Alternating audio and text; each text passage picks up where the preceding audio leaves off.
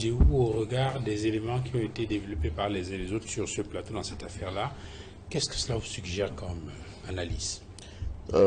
D'abord, je commence par m'associer aux analyses qui ont été précédemment faites par mes confrères au sujet des mouvements qui sont intervenus dans divers tribunaux militaires, parce que d'ailleurs, il faut souligner que le seul tribunal militaire, ce n'est pas le tribunal militaire de Yaoundé seul qui était concerné par ces mouvements-là, c'est plusieurs tribunaux militaires, et donc c'est parfaitement compréhensible que l'on ne puisse pas, au regard de ces seuls actes-là, induire que le juge d'instruction Sikati a été soit limogé, soit déchargé du dossier. C'est assez insuffisant pour conclure à ça.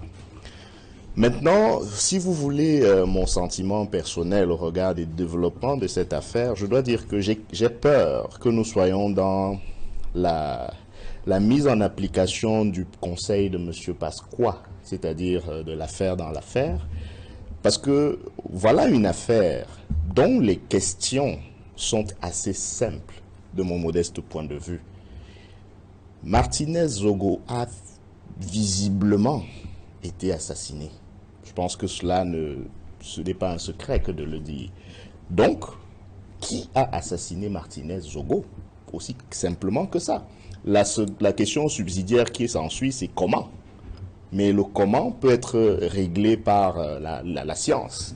Si on détermine par exemple les causes biologiques ou médicales de son décès, ben, on pourrait savoir qu'est-ce qu'il y a. Quand on fait une autopsie, c'est justement ce qu'on recherche dans une autopsie. On peut savoir, avec l'état actuel des connaissances médicales, ce qui a causé la mort d'un individu. On peut le savoir. Si on n'a pas l'expertise au Cameroun, et j'en doute, ben, on peut faire appel à ceux qui ont la dite expertise pour nous dire avec précision ce qui a causé finalement la mort de Martinez Zogo, ce qui permettra de répondre à la question qui justement l'a fait, pour finir par déterminer le commanditaire du dit assassinat. Donc voilà une question qui est simple, à laquelle on appelle notre justice à donner une réponse, non seulement pour que justice soit faite, mais aussi et surtout pour que le sentiment de la justice soit donné. Parce que malheureusement, il ne suffit pas que justice soit rendue. Comme vous le savez tous, il faut encore qu'elle soit rendue en donnant le sentiment qu'elle est effectivement rendue. Donc c'est d'abord une affaire... Selon la formule anglo-saxonne, exact. Justice should not only be done, it should be seen to be done. To be done, exactement. Donc ce n'est pas d'abord une affaire de technicien. C'est d'abord une affaire de perception. La justice, c'est un bien public. Le citoyen lambda qui, lorsqu'il a un problème, s'en réfère ou s'en remet à la justice, c'est parce qu'il doit avoir le sentiment que justice va lui être rendue. Il n'est pas nécessairement un avocat comme nous autres sur ce plateau, des personnes d'un certain confort intellectuel pour avoir à se poser ou à conjecturer sur ci ou ça. C'est d'abord une question de perception.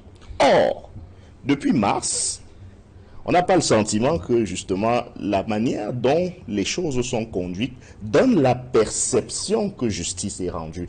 Bien au contraire, on peut penser que des affaires sont créées dans l'affaire afin que l'affaire elle-même finisse par passer au second, au troisième, au quatrième rang. Quand vous entendez parler de la théorie des commandos, je ne suis pas dans le dossier. Et donc, en tant que citoyen, quand j'entends ça, j'ai comme l'impression que ce qu'on veut que je finisse par me dire, c'est que probablement que un commando s'est juste contenté de torturer. Je le dis en souriant. Parce que ce serait comme faire passer la torture pour une affaire de gentillesse, quelque chose de totalement banal, au point où on ne devrait pas s'attarder sur ceux qui auraient juste torturé. Je mets bien les guillemets sur juste torturé parce que, rappelons-le, nous, la torture, c'est un crime aussi. Quoi qu'on dise, même si c'était juste sans conséquence létale, c'est quand même un crime. Et aussi, nous avons des engagements internationaux qui nous obligent à condamner et réprimer les actes de torture.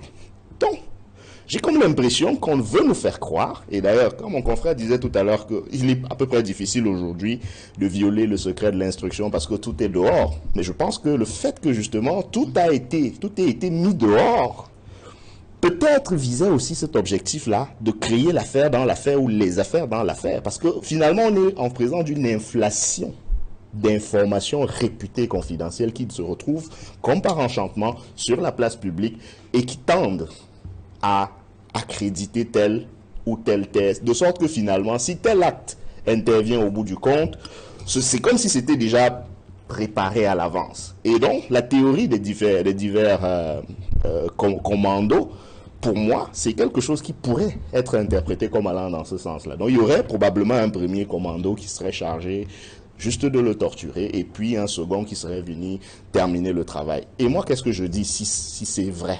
C'est que tous doivent payer, aussi bien les simples tortionnaires que les finisseurs de travail, pour parler trivialement. Mais comme je n'en sais rien, je me contente de me dire, cette justice n'est pas rendue de la manière qui me rassure en tant que citoyen camerounais. Et ça me permet de faire une bifurcation sur un thème que nous avons souvent abordé et qui est relatif aux tribunaux militaires. C'est pas un sujet que je vais éluder. Parce que souvenez-vous que nous avons nos camarades qui sont en prison pour avoir manifesté publiquement, donc pour avoir exercé des droits fondamentaux comme leur liberté de s'exprimer et de manifester, qui ont été arrêtés, poursuivis, jugés et condamnés par des tribunaux militaires. Et je me souviens qu'à l'époque, quand nous disions, à l'occasion de ces émissions, que suivant les principes et directives de Niamey, qui complète la Charte africaine des droits de l'homme et des peuples, il est clair que les tribunaux militaires n'ont pas vocation à juger des civils, précisément parce que quand bien même ce serait affublé du titre de justice, dans la plupart des pays du monde, quand il s'agit de justice militaire, le mot justice n'est que cosmétique en réalité. Et nous l'avons vu avec les mouvements qui sont intervenus ces jours derniers. Non pas que c'est illégal, mais ça prouve effectivement l'étendue du pouvoir discrétionnaire dont dispose le haut commandement, et c'est à dessein que je choisis le terme haut commandement, pour faire des mouvements dans ce qui peut être considéré comme la magistrature assise, qui d'ordinaire est attachée au principe de l'inamovibilité. Dans le principe, l'une des garanties d'indépendance des juges, c'est précisément le fait qu'ils doivent pouvoir être inamovibles. Mais si on peut, à tour de bras, nommer, relever, muter, etc., des magistrats du siège dans un tribunal militaire, je rappelle que je ne dis pas que c'est illégal en l'état actuel de notre droit, c'est bel et bien conforme au code de justice militaire et même à la Constitution, c'est parfaitement conforme.